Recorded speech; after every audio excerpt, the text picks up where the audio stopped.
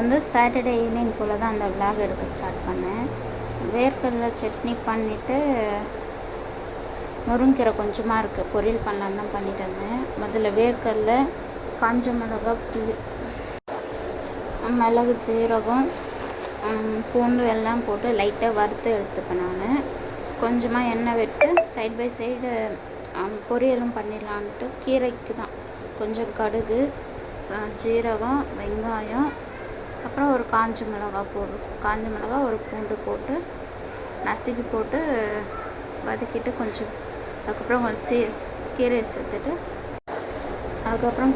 சேர்த்துட்டு நல்லா அப்படியே அந்த ஆயிலே வதக்கிட்டு கொஞ்ச நேரம் வதங்கினதுக்கப்புறம் கொஞ்சம் உப்பு போட்டு ஒரு 1/4 கிளாஸ் அளவுக்கு தண்ணி ஊற்றி ஒரு 5 நிமிஷம் விட்டோன்னா வெந்துடும்.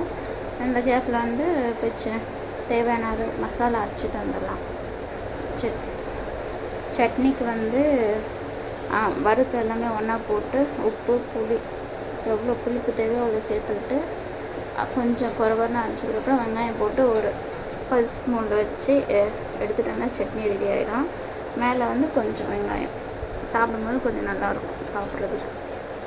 அப்புறமேட்டு வந்து இது கீரைக்கு ஒரு மிளகா, 2 பல் பூண்டு, கொஞ்சமாக வேர்க்கடலை மட்டும் பல்ஸ் மூடில் 2 வாட்டி போட்டோன்னா போதும்.